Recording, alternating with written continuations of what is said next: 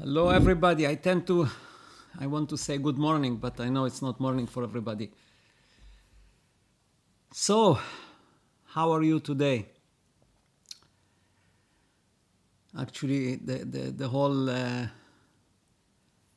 conversation today is about how are you and why are you that way, in my opinion. Let me get comfortable here. Oh, you cannot see my shirt. That's not good. I didn't realize that it's not gonna fit. Okay, so this is what it says on it. And Megan from Bangladesh made it for me, and I got it a couple days ago by DHL. And I promised to myself and to Megan that I will wear it, but I didn't realize that actually, you know what? I can zoom out just for a minute, and then you will see it. There you go. You can see the microphone, everything. All right, actually, I'm going to zoom back in because I'm not used to see myself like that. Okay.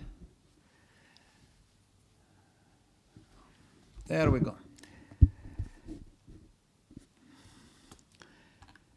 So, wow, Megan, you still up. This is, 11 and 13 hours, so that makes it 1 o'clock no, more, 2 o'clock in the morning. No, 10, 11, yeah, it makes it midnight or something. Hello, Adrian. Brazil, Radrad, Hawaii. Mark, how is South Africa today? Actually, the last thing I did this before I went live is I copied your WhatsApp question here to my screen so I can talk about it. Hi, Diz, Linda, Manuela, Pat, Melon, Ireland, wow, look at this. Agafia, Lori, nice shirt, thank you. Andre, Sonky, pretty Shlomo, yeah, I like that. Hi from Sweden.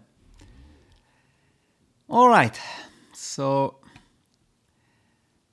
hi Kandija, Toronto, okay, well, that's close enough. So, before I come back to you and talk about everything you are writing about here, I will tell you what I prepared for you. As usual, I just make rough notes, and I try to develop everything as I speak. So if it doesn't come out 100%, actually, this is what my talk is all about being you.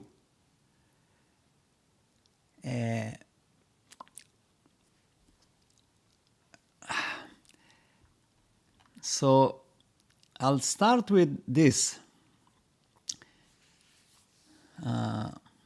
Actually, that also came, well, anyway, it doesn't matter who it came from, but somebody wrote to me after a conversation, I just sometimes feel, what's the point of it all?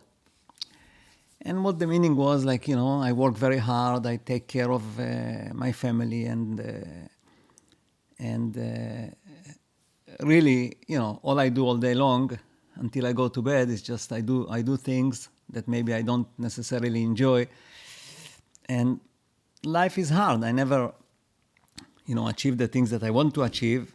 Yes, most people would be financial independence and so on, and I just sometimes feel, what's the point of it all? So, really what it boils down to is, how do we make sense of the purpose of life? Or how do we even come to understand the purpose of life? Or is there one? So I'll read you two quotes. One is from Eleanor Roosevelt, which I like very much. And she says, the purpose of life is to live it, to taste experience to the utmost, to reach out eagerly and without fear for newer and richer experience. Another one here from Fyodor Dostoevsky. Sounds like a Russian name.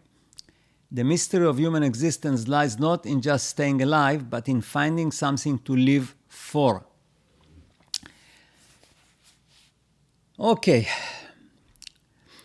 So there is a catch in both these statements to actually execute it. There is a big catch, and I realized that catch actually only lately, maybe just yesterday, again because I received a letter from somebody. And what the catch is that to create a new reality, or in simple words, to change, because most people won't change. Most people that came to this channel is because of reality transurfing, which promises that you can create a new reality. And most of you, most people in the world, they are looking for change. They are looking for new reality. They are looking for ways to change their situation, their status, their health, you name it, right? But there is a catch. And what the catch is, that to create a new reality, you must let go of this one, of the one you have right now. And that may sound kind of pathetic, like, so what? Of course. But it doesn't work like that. And I'll give you some examples.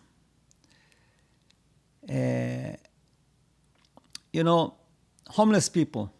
I looked at that one actually closely. Many of them, I don't know if the majority, but many of them are refusing to go into whatever organized residences, apartments, or places they are offered. They don't want to go there. They want to stay on the street. Why? Because if they go there, they lose their freedom, basically. Now they're going to be under a certain set of rules, right? They have to clean the place, they have to organize the place, they have to maybe go to sleep at a certain hour or not make noise after a certain hours. There's all these rules. And I think a homeless person, again, doesn't apply to everybody, but many homeless people, it becomes a habit. And they find that there is lots of things they like about homelessness. And again, it comes down to freedom. So in this case, to change into a new reality, they are not willing to give up on the existing reality, right? Take another situation. And that comes actually from that letter I received yesterday. So a person lives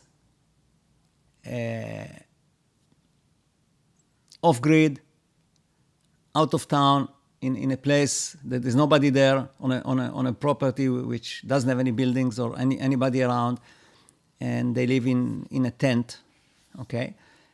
And, they do what they like to do in this kind of a situation. People usually meditate and enjoy the nature, right?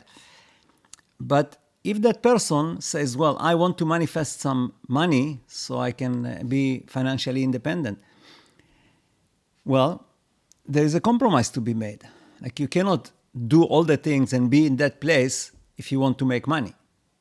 It just doesn't work for most people. Okay, if you maybe are a good singer or you play the guitar and you can go and attract 10 million views on YouTube, maybe you can do it from there. But for most people, that doesn't work, right? And so this is the catch. And keep this in mind and think about it deeply, because like I said, it sounds kind of very obvious, but it's not. When you want to manifest a new reality, always make sure that you are willing to give your existing reality. Give up your existing reality, okay? You cannot hold both. It doesn't work. And a good example for it is I once made a presentation to people that survived heart attacks. A friend of mine, he was a healer and he was working with heart attack survivors with the hospital here. And he asked me to come and talk to them for a few minutes. And he caught me by surprise because I was there as an audience, and all of a sudden he said, "Oh, why don't you come and say something?" Obviously, I wasn't prepared to say anything, but what I said, which I think was very profound, and it fits here, but in reverse. I said, in life, when a door shuts on you, there's always a new door that opens, and usually it will have better opportunities than the one that closed, that shut on you. Problem is that most people are not willing to look at that door. They always try to force open the one that shut. And it's impossible. Okay? Why I say this works in reverse? Because let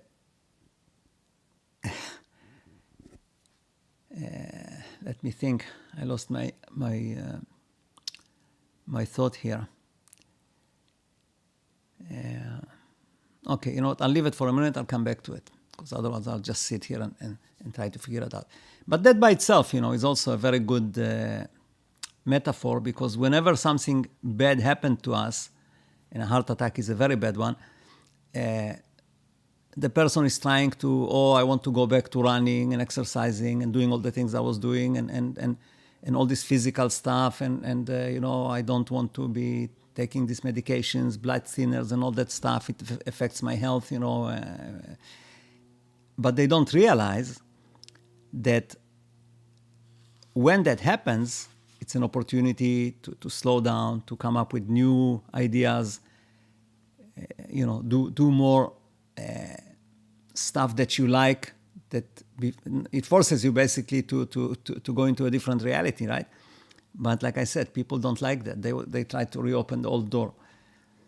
Okay, I'll come back to tell you why it works in reverse to not wanting to give up this reality in order to get a new reality. Well, actually, it's not in reverse. It's the same thing.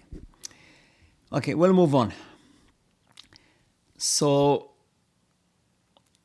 I'm going to go to a very, very big topic, which I will only kind of deal with the tip of the iceberg here on the live. And I intend actually to do my next video, hopefully this week, on this topic, because that's really, really a big one. And it connects with me wanting to change the world, and it's at that level. So here is a question that Mark was asking yesterday in a message to me, and it connects to what I'm going to talk about. So he says, here's my question today. Bell curve distribution suggests that moderate personalities are far in the majority, with extreme aggressiveness and extreme pacifism on both sides of that scale on the fringes, and therefore the minority. How is it possible that a nation as powerful as the United States can experience such discord between the left and the right, which are becoming more and more radicalized? In arguably the world's greatest democracy, the center seems completely passive. Okay, so, there is so many things happening in the world today. You have the situation in Ukraine, you have mass shootings, you have like endless problems. And I came to the conclusion that, I'm getting focus here.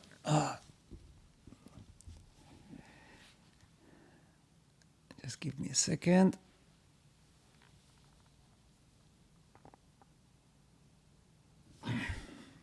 Okay, I came to the conclusion that there is one reason, and it's a big reason. It's very, very complex, that everything happens. All these things are happening. And what it is, I'll give you an example. If you live in a Western country, a large country, and you try to reach somebody at the bank, like I bank here with a bank called the Royal Bank of Canada, RBC, I cannot reach a person. I can call the bank all day long, and all I get is messages. Press 1 to do this, press 2 to do this, press 4 to do this. If I want to reach a person, I actually physically drive from where I live to a branch which is like 15 kilometers away, because I know somebody there and I need to do a transaction where can make a difference on a few $100, and I want to do it in person because only that person will do it for me if I am there. I cannot get them on the phone because nobody has a line anymore where they can answer, like there's a number to call somebody. And the thing is that the governments became exactly the same way. You look at,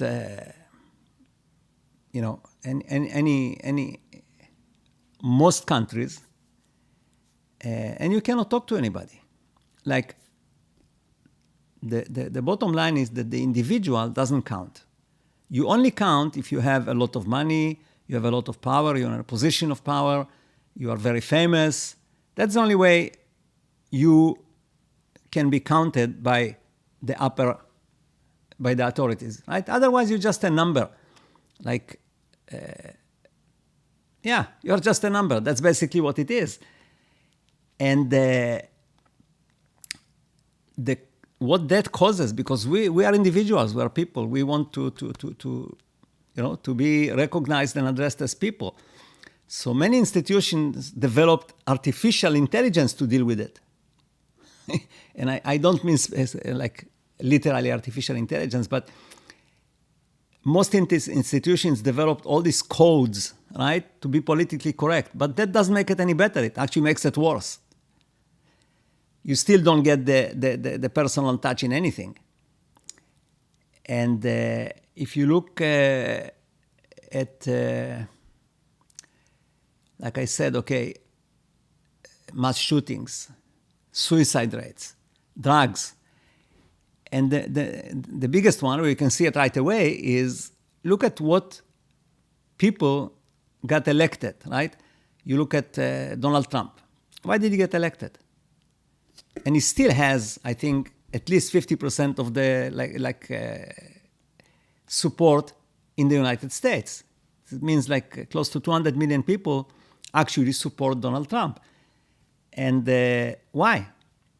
It's not because he's right-wing or because it's not because of anything that he brings to the table as a strategy or as something that he's going to change or do something. No, it's because he's real. That same thing happened in Brazil. Same thing happened in the Philippines. Many countries, the populists, and populist is, I guess, is a person who try to get, becomes popular just because he knows how to connect with the people. And somebody like, I use Trump as an example, it doesn't matter how stupid or how not sensitive or how ignorant or whatever he is, it makes no difference, because the people who support and elect him do it because he is real. Whatever he says, this is what he means. And this is how he got elected in the first place, right? He won in the primaries because he just sat there and said his mind. And he wasn't very nice. Like, he was putting everybody down. I don't know if you watched those primaries at the time of the Republican Party back in 2015, 2016. But all he did, he just said, this is me. I swear, like at everybody, I put everybody down, but that's me. I am real. Like, I'm not going by any protocols or by any stuff like that. Okay? And this is where his popularity comes from. And it comes because people are so hungry to that personal touch, which they don't get.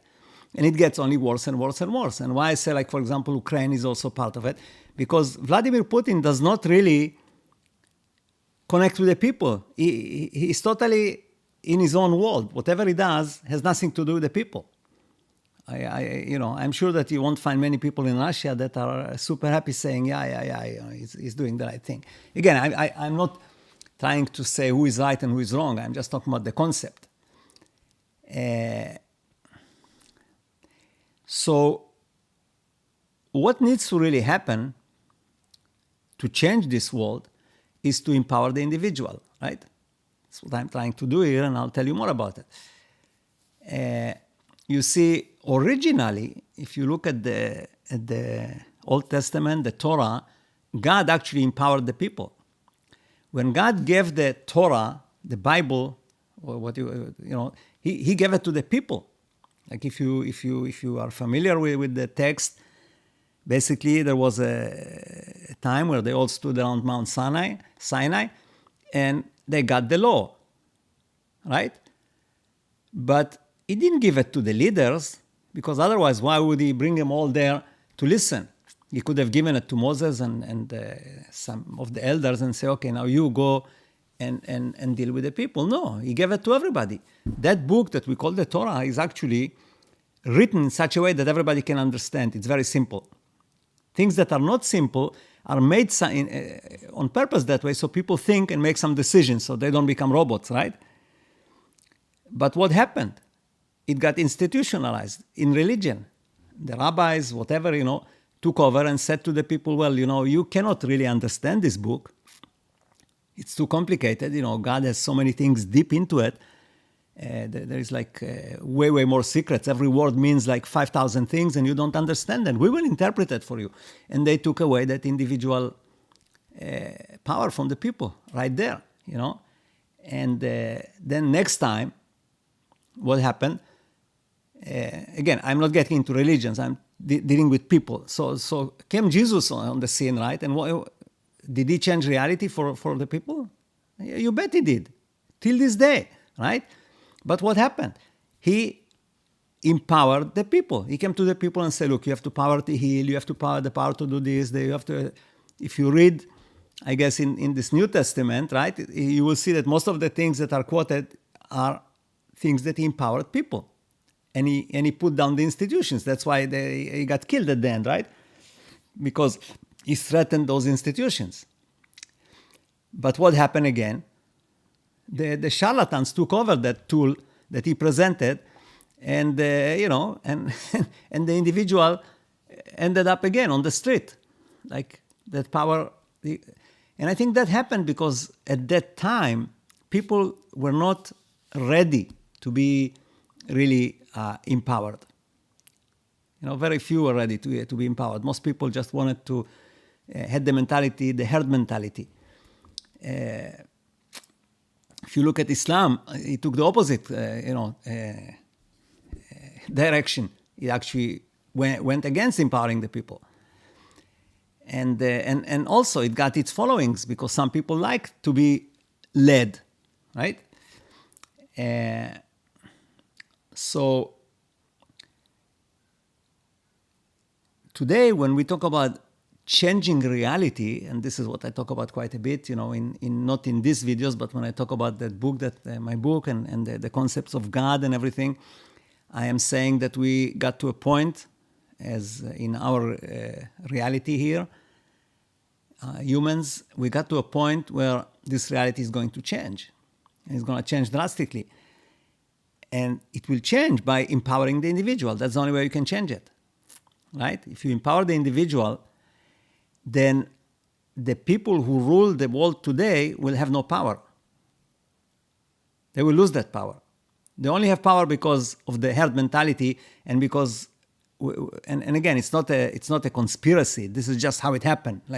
Don't get me wrong. I am against all these conspiracy theories, because as soon as you have conspiracy theory that the government is trying to do something, you give totally undue credit to the people that are in the government. They are not capable of doing that. So whenever people say that there's some conspiracy of governments or government, it's totally out of line, because government and governments employs stupid people, and they cannot come up with a conspiracy, just out of their scope. But what happened, and this is a dynamic thing that happened, evolution, is that as the world is moving faster and faster and faster and faster, we have less time to be individual, right? Because everything is about efficiency and productivity, and it's running faster, and we cannot, because if you stop, you basically fall behind and you can never catch up, or at least this is the impression. So you have to run, and you run until you die. And nobody has the time to really be an individual. And like I said, I'm going to get into this much deeper, and talk about it with many other explanations. And the bottom line is that as soon as the individual will realize that he is that he's part of what we call God, and all the power and everything that in this reality is given to you as an individual, then things will start to change, and very quickly. But no, we'll get there eventually. Here's another, just an interesting question that I always talk about God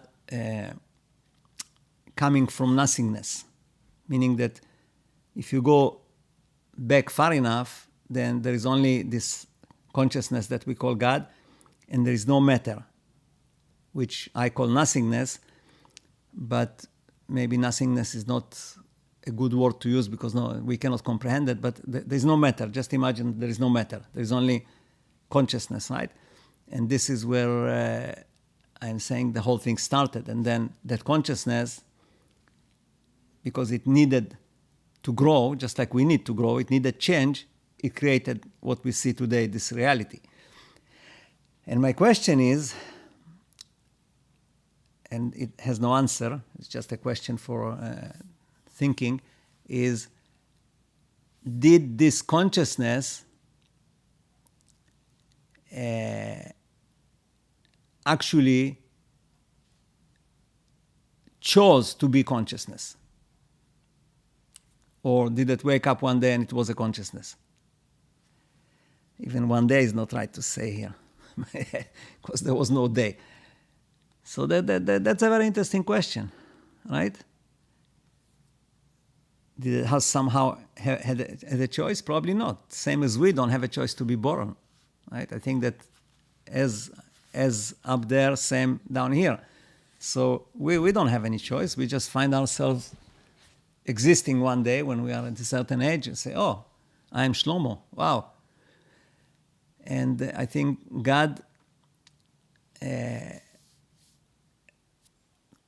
had, faced the same situation, that found himself as this infinite consciousness, and you can say it always was there, right? It's the same thing. Anyway, it's just a deep philosophical thing that I thought I'll mention, because it's something I'm thinking about.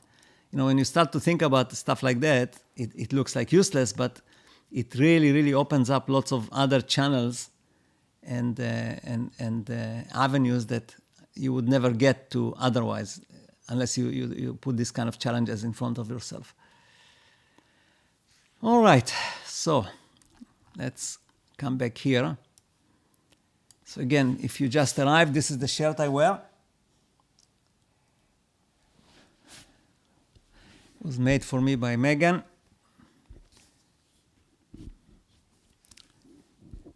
And and that's why I also put the thumbnails today on the video. I put it back to the same one, I guess, if you noticed. All right. So let's see if we have any questions here.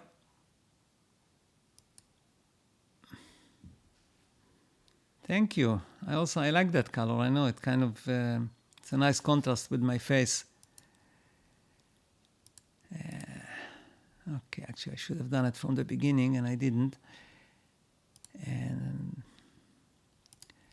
I'm just looking for hybrid. I'm looking for questions. Hi Navid. George Hopes. Hi Matteo. Hi Sonia. This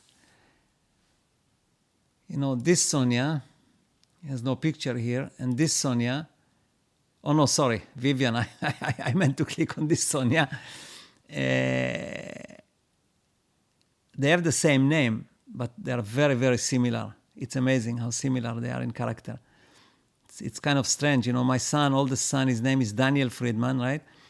And I have another friend also called Daniel Friedman. He's probably 20 years older, and he's exactly the same. It's the same body shape.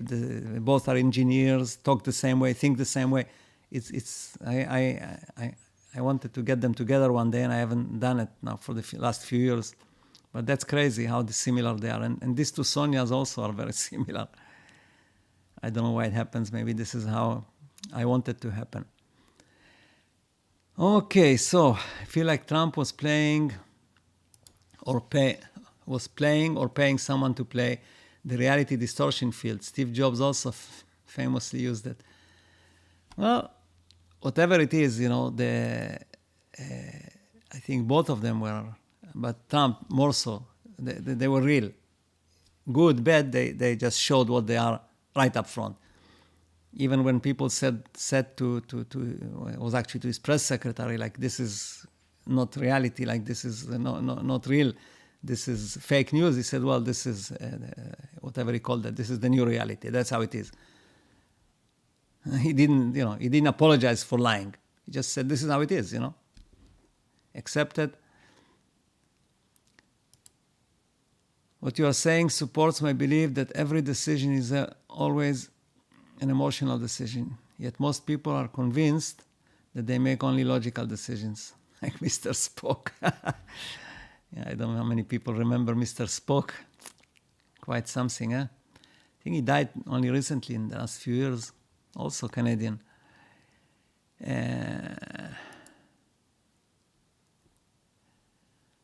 You're right, Vivian. Everything is emotional. You know, we are driven by emotion. It's just that we turn it into logic later.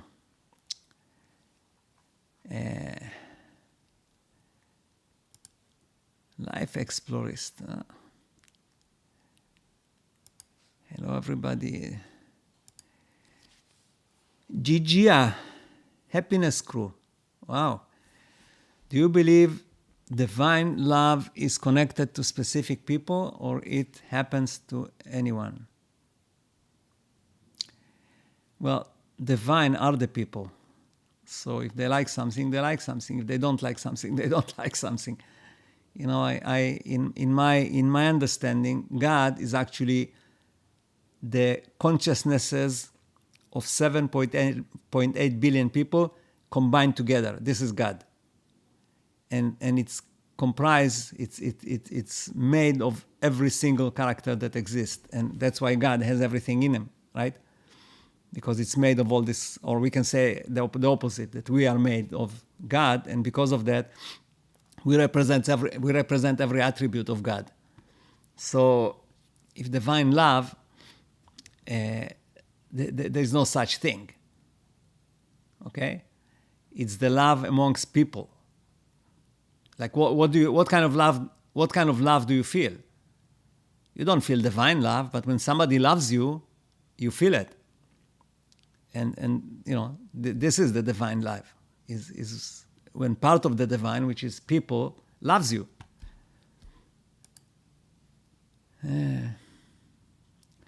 Yeah, I agree with that, Sonia. Unfortunately, it's not the good way to be awakening.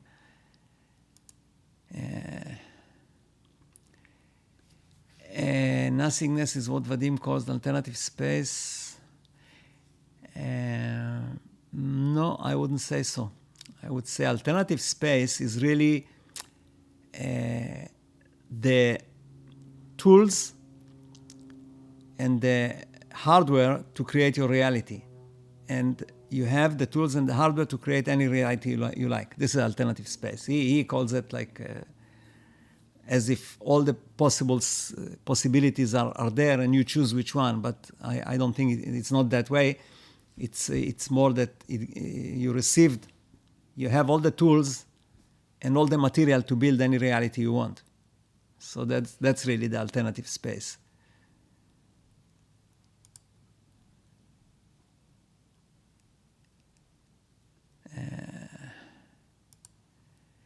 The answer to your question is consciousness. Consciousness is the only thing that will never be understood and that science can't comprehend as the fundamental nature of reality. No, science cannot comprehend it because science is actually made of that consciousness. So it can never comprehend it, right? It cannot see itself.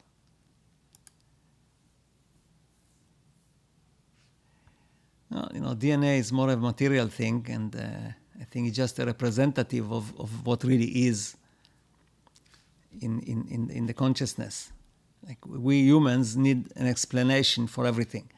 So DNA, gravity, everything that exists in the material world exists only for us to be able to experience this reality as a material world. DNA is part of it. In my opinion, it's not the DNA that makes the person. It's the consciousness that makes the DNA. But again, we as humans need a physical, scientific explanation for everything, and we get it through these things, even though they are not primary.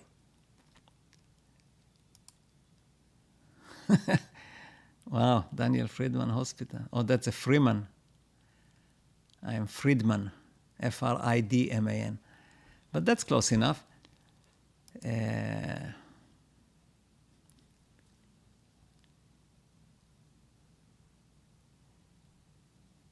Okay, Kawasaki.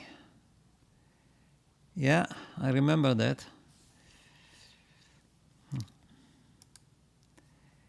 The two Daniels might be the same person existing in two. Well, we'll not get into that. Milka. Best way to change one's self-concept is just to change it.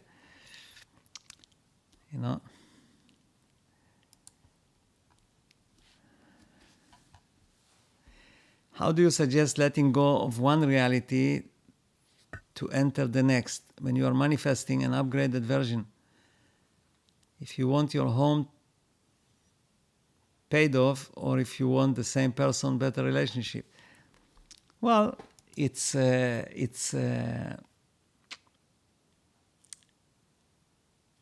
is no upgraded reality. There is only a new reality all the time.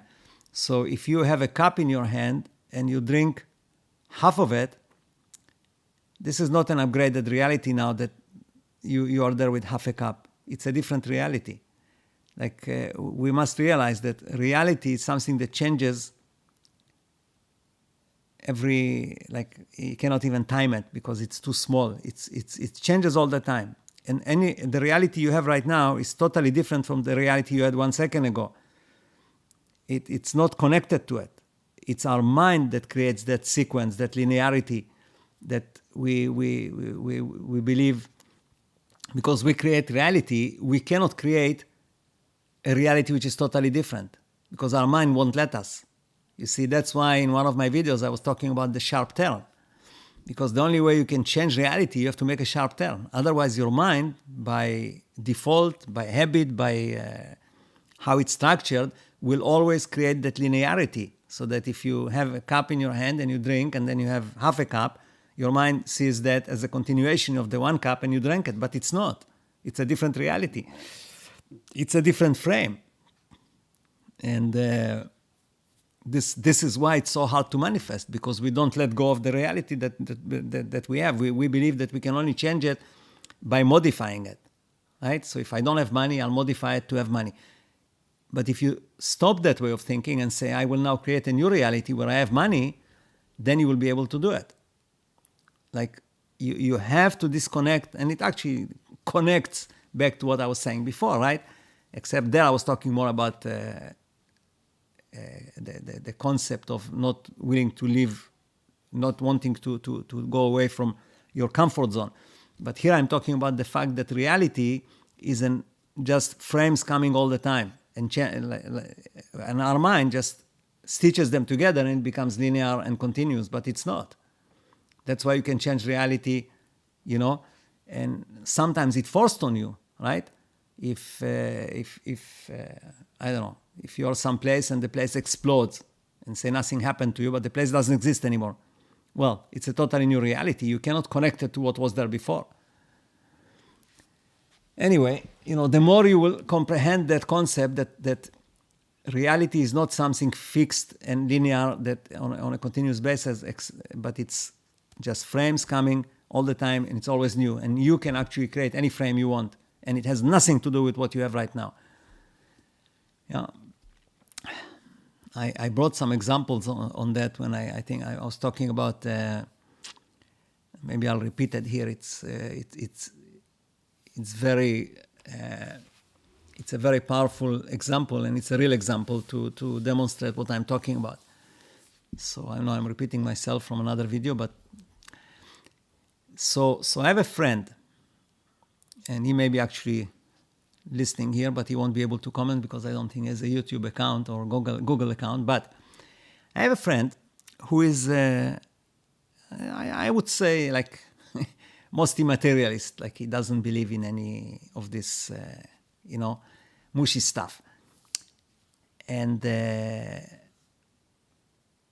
but he was forced into this world because he had a son that was born quite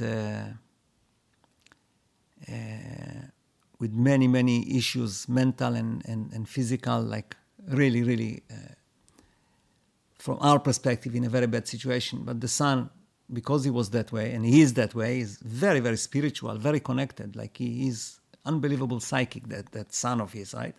But him and his wife, nothing to do with it. And he was driving one day. He had a house, a cabin in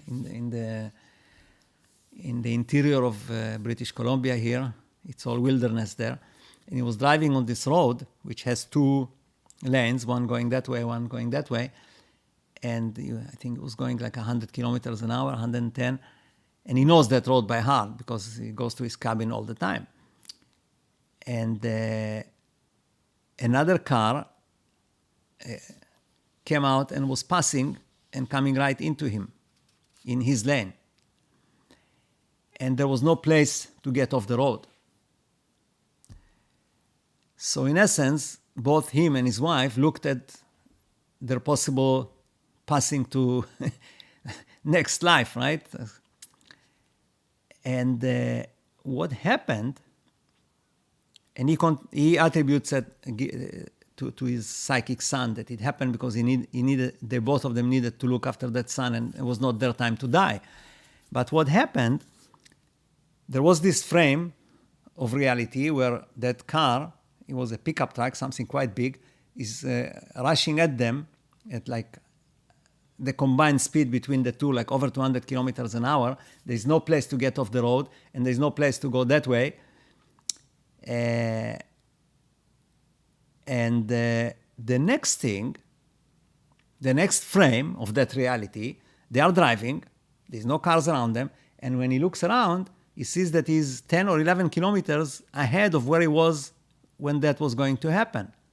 Like, he drove 10 kilometers, has no recollection of it. He just, in his mind, right, it lost that continuity, linearity of reality, and from the moment that he saw that car rushing at them, and it was a matter of maybe 3-4 seconds to collide, the next thing, they were 10 kilometers away from that spot, driving in the right lane, no cars around, okay? So that's, that's a real story from a real person, from somebody I know very well, which never tells any bullshit story. I mean, his stories, like super serious guy. And there is two of them. If it was by himself, you can say it was dreaming, but there was the two of them. So this is a very good example of what I'm talking about, that reality is not continuous, okay?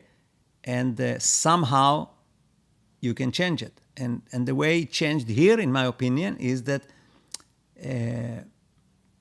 both of them somehow managed to get out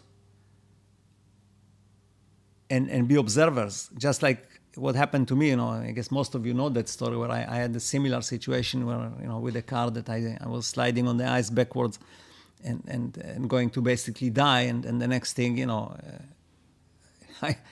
we survived. So anyway, I'm sure you get the point. So I'll come back here to see if there is any more question. Why do I rule out the multiverse?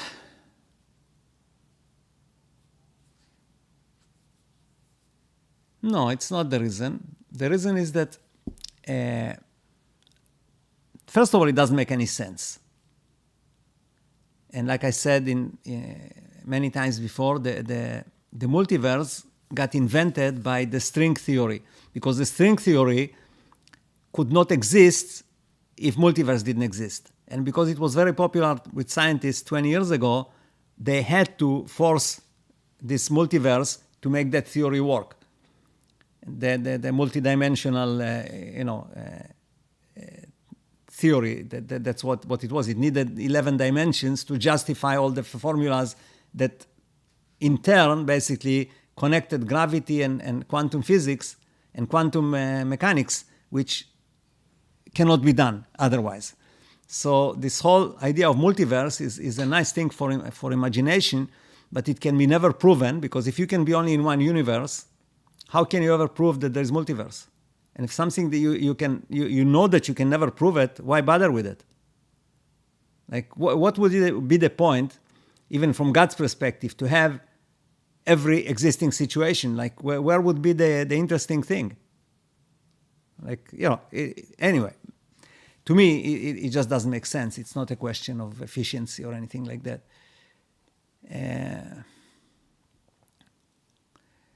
Let's see.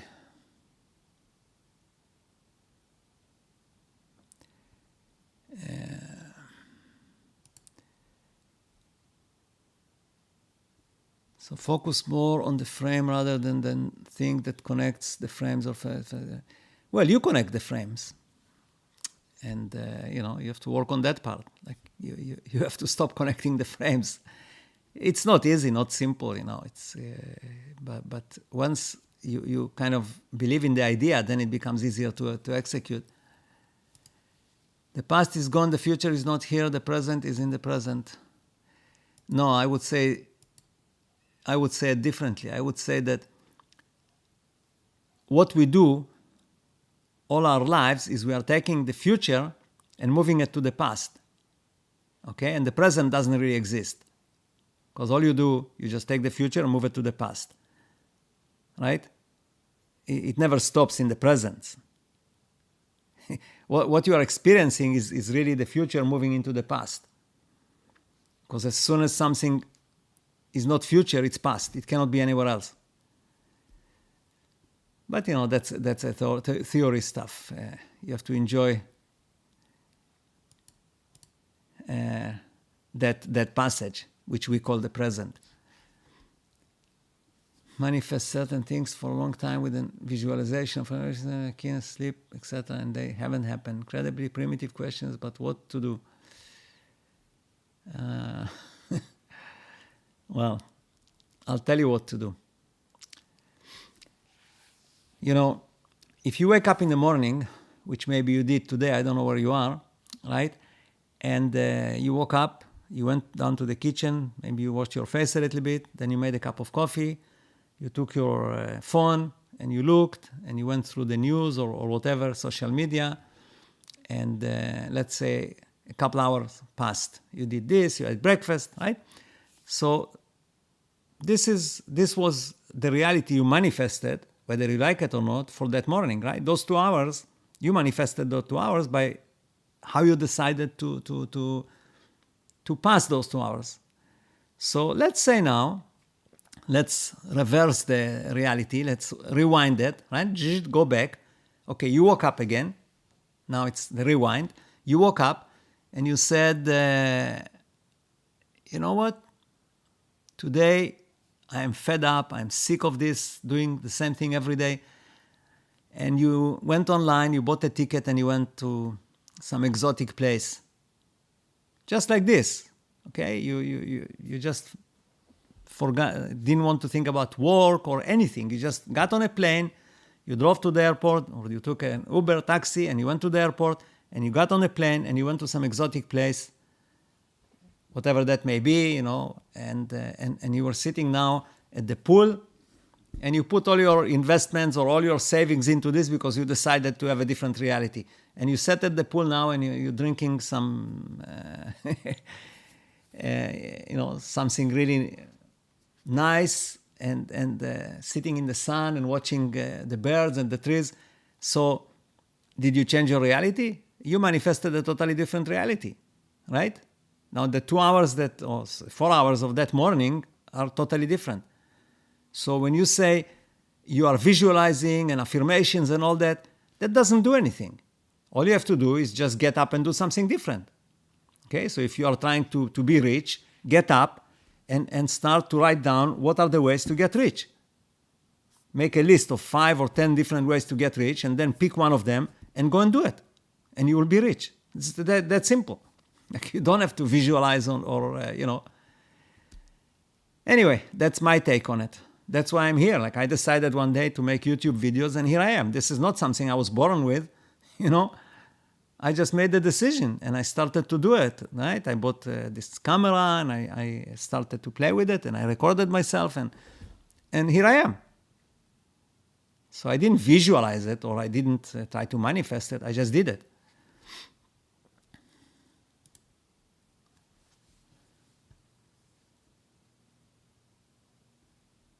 Well, there you go. You see, sometimes things turn out for the better. At least that's my experience, Like I said, every door that closes, a new one opens up. So in your case, this is a classical case, right? This door closed, your car is gone. But instead of going and trying to rebuild it and fix it, you got a new car, the new door opened, and you got twice the trade value, and there you go. So that's a happy example of that situation. Yeah, exactly what you're saying here. And you firmly believe you manifested it. That's very possible, right? I would say you probably did, because you were thinking about maybe getting a new car.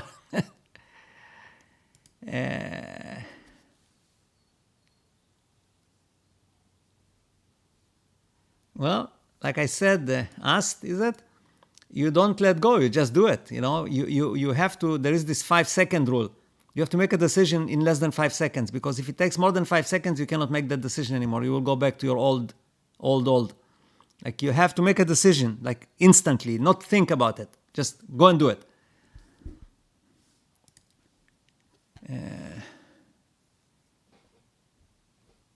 Mother of multiverses. Okay, where's the father? Do we have anybody here as the father? No. Andy's near-death experience as being supposedly rare is an incorrect concept. Everybody has them all the time. I have had at least 20 really crazy ones, like what you're describing and like what other people describe on TV. Well, there you go. It's like being some psychics, they connect and they have these experiences. You have the experience in this way, but this is because we are just consciousness, and everything can be and can happen. There's no limitations.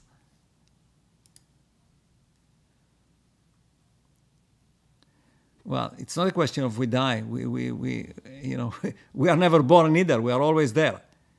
It's just whatever our consciousness is visualizing at a certain time. This is our reality. The multiverse solves the grandfather paradox. Yeah, it does that too. It solves many paradoxes, but it doesn't really solve them, right? The solve should be in brackets.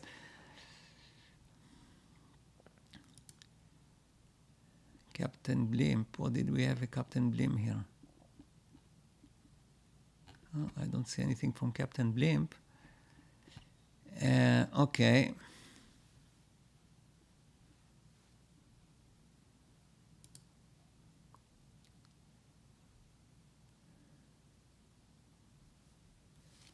Do you have any story of manifesting other things? Maybe it will give you the confidence knowing that you... there you go.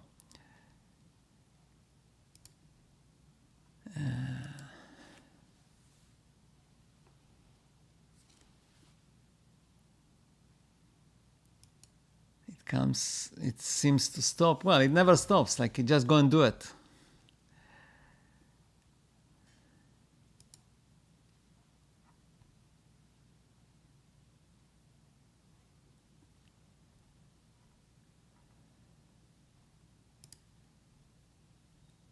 Release is the secret to manifest.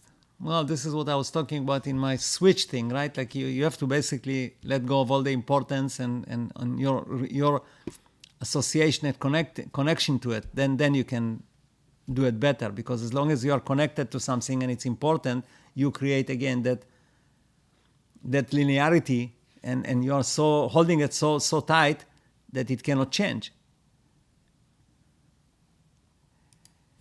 Why so much emphasis on staying in the now? It is misinformation or just something misunderstood, in your opinion, like your idea of only the future and past exist?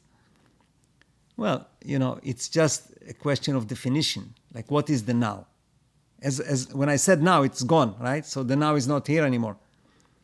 So what you have to do really is to take the future and manifest and manipulate it properly. This is your present. You have to take the future, the potential, right? There's no future, there's potential. And take the potential and do something with it, that when it goes into the past, it is what you wanted it to be, right? So if you wanted to, I don't know, shoot somebody, right? And you shot that person, now he's dead. So you got the proper result of using your potential or the future in order to make it into something that you want in the past. But there was no present. There's no such thing. And that's a tricky one. Hard to...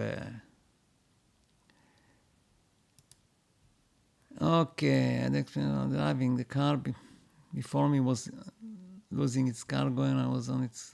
I went to the observer state, and the stuff fell in a strange trajectory away from me. Well, there you go. This is exactly what I'm talking about, right?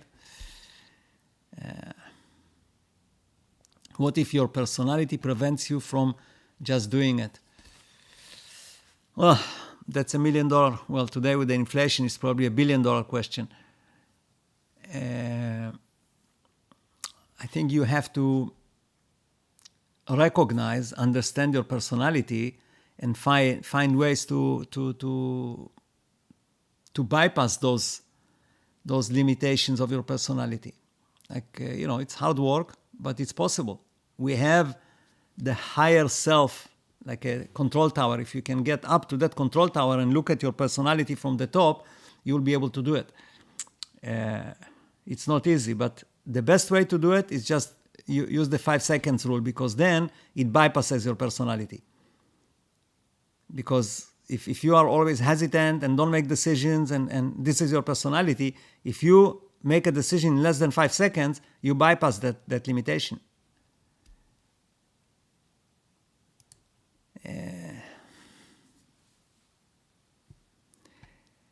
How do you suggest we use our personality type for manifesting? Well, I cannot answer that question here. It's an on the individual basis. Depends what your personality is. There is no universal answer for that one. What's my favorite book of all time? I haven't read a book in a long time, because I try to keep my originality. And with all the videos and all the other work I do, I don't have time to read books. But I think that a book that influenced me a lot was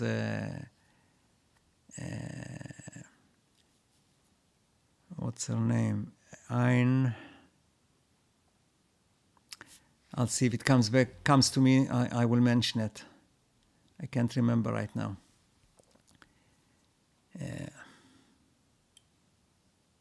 Well, it's not true. I read many books earlier. I read probably a few thousand books in my life. But today I really don't have the time to do it. I make the decision to win the lottery every time I buy a ticket. Doesn't seem to win more than $10 though. Well, don't we all make that decision? But you have to realize that it's against the wishes of your consciousness, your soul, call it whatever, because your consciousness knows that if you win the lottery big, you will basically lose your path. You will not be creative anymore. You will just get into some kind of a comfort zone or a spending zone, and so most people don't get to do it because their subconscious doesn't allow them. It's not. What do I think of Joe Dispenza? Well, he's a nice guy. He talks lots of sense, but it doesn't align with my philosophies, and not enough space and time here to analyze.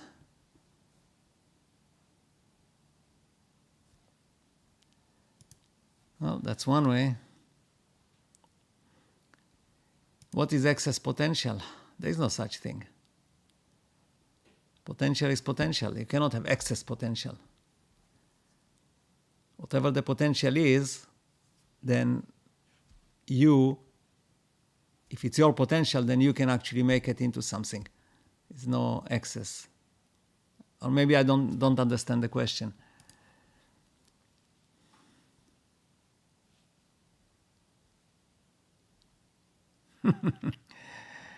Well, try in the morning when you cannot get up, and you try to press the snooze button and all that, to just get out of bed in 5 seconds and see that works every time. Ayn Rand, that's the one. That's the one. So I read a few of her books, and I was probably, 16, 17, and that made a huge impact on me somehow. I don't know. I remember till this day. And I read it in Hebrew, a translation. So, yeah. Somehow it had a very, very powerful impact on me.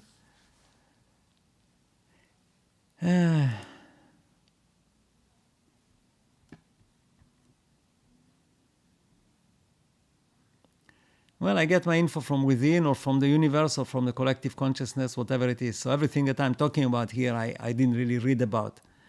I have this funny phenomenon. I have a couple of friends that are really Kabbalah experts. I mean, really know Kabbalah. And every time I tell them one of my concepts or ideas, they say, "Oh, you took it from the Kabbalah," even though I never read it. So, yeah, I don't know where it comes from.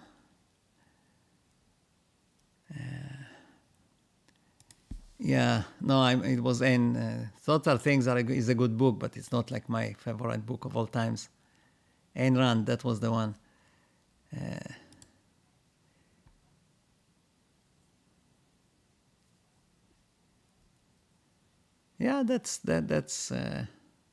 That makes sense.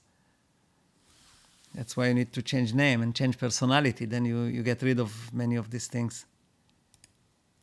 Oh, I see excess potential like in reality transurfing. Well, that's more, I think, importance. Yeah, no, he talks about excess potential there, yeah, and then there is balancing forces. Well,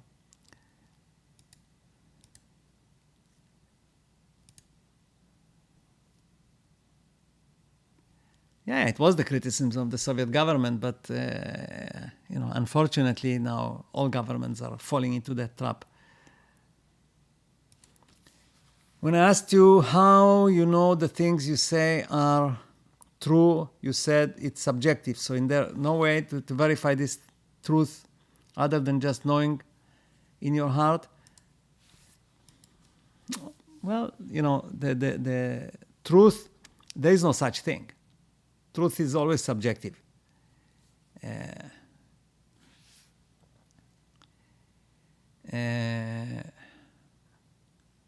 Everything is subjective. Whatever is true to one person is not true to another person. Just go and ask the people that, and there's few millions of them apparently, that say that the earth is flat. Now to them, this is truth. I actually ran into one of those. They had a conference once in Israel. And there is absolutely no way you can convince them that that the earth is not flat. So what is truth? I mean, this is the ultimate thing. Like they say the earth is flat. Now, how many of you here believe the earth is flat? And to you is not true, but to them it's true. So truth is really a subjective thing, and everybody has their own reality, and as a consequence, their own truth. Because there's not two people that experience the same reality. There's no such thing. Which brings me back to a question I asked in a previous video, but that was a long time ago, so most of you probably didn't hear it, is that if every person has their own reality, which is the case, right? Every person has their own unique reality. No, not two people see the reality the same way. And there is 7.8 billion people in the world. So if you remove those 7.8 billion people, would there still be a reality? And if so, who is experiencing it?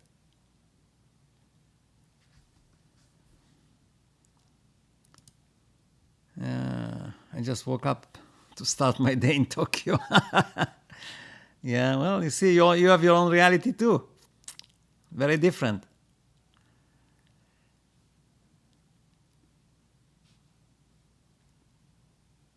Well, this is your reality. The changing of the mind is your reality.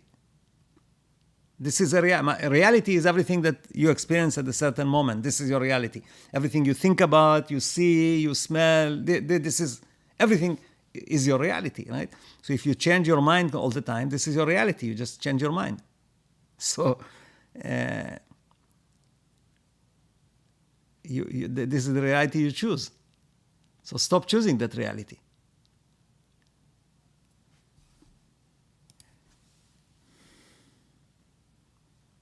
No, this is not the case. Like I said, present doesn't exist, past doesn't exist either. And the future doesn't exist either. So there you go. The future doesn't exist because we didn't make it exist yet. And the past doesn't exist because it's just a memory. So what does exist? And the present is not here, doesn't exist. So what exists? All is one? No, it's not all is one. All is one in your mind, yes, except the future, because the future you can only imagine. So in your mind, it's all is one, right? The past and the present and the possible future, all in your mind becomes one. Yeah, it is tricky.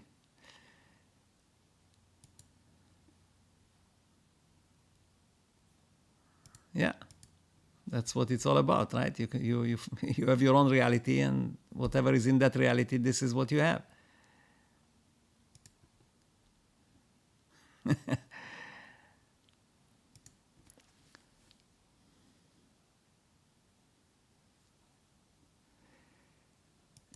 How do you get the trap of falling into comfort? Well, you have to create change all the time. This is the ultimate challenge of a conscious human, is to continuously create change. Like when you are comfortable, create a change. Like do something different. Go change what you do. Like you have to change all the time, because comfort becomes very uncomfortable over time. Okay, remember that comfort becomes extremely uncomfortable over time.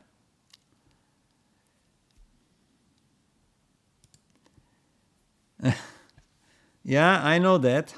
We had a talk about that. When I looked at your pictures, how different it was.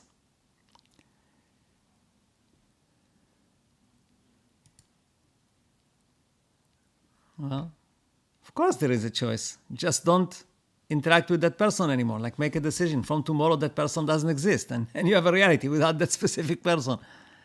It's not a big deal. It is a big deal, but it's doable.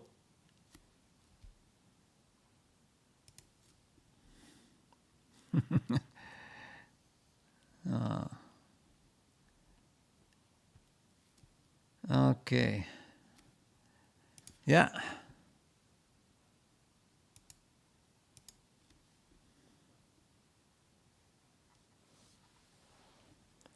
Well, then set it as a goal, and and start moving towards it.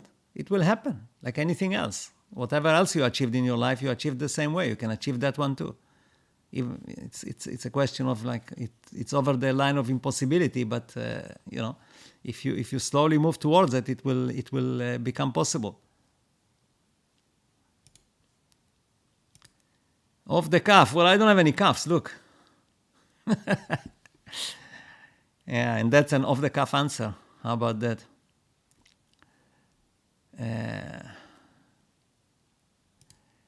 Yes. Yeah, but you if you want a relationship, then why do you want to have a reality without that person? You may have to make a decision.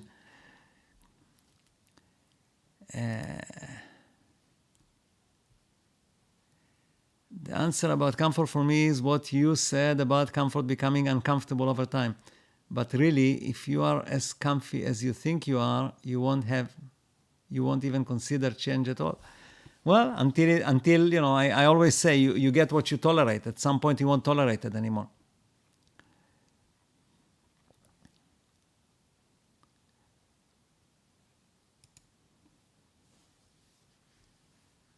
Well, you know, keep in mind that a financial loss, a financial gain is the same thing. It's two sides of the same thing. So think in that direction. You can use the same tools that you used to lose your money in reverse.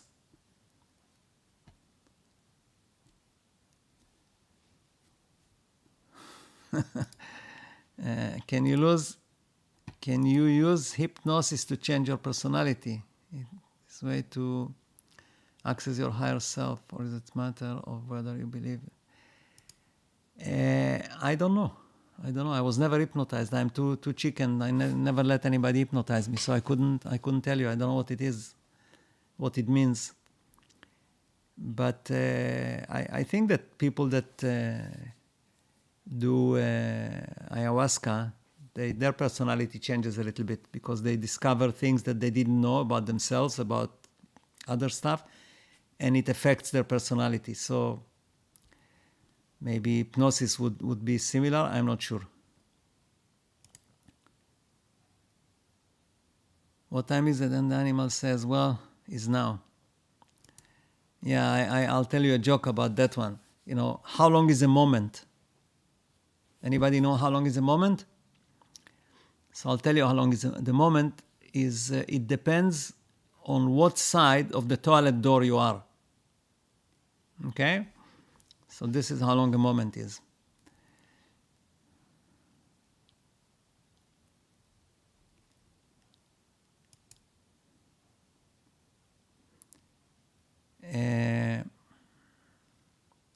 Possible to choose a reality with the person that you want? Well, it's possible if you can make that person want it too.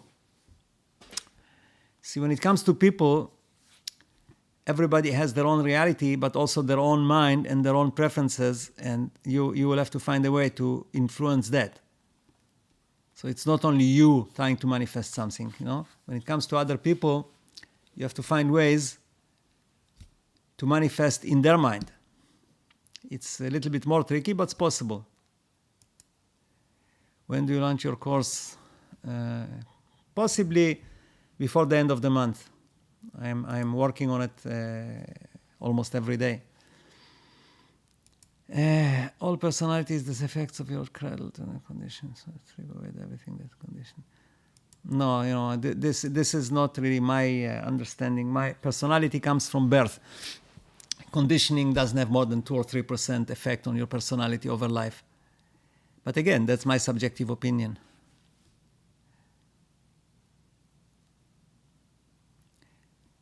Practical question. Well, every question is practical for the person who asks. What software are you using to show the comments on your stream? Okay, what I'm using is a system called eCam. And it's a software package, works only on the Mac. It's not online. And there's many software programs for transmitting that you can go and do it online.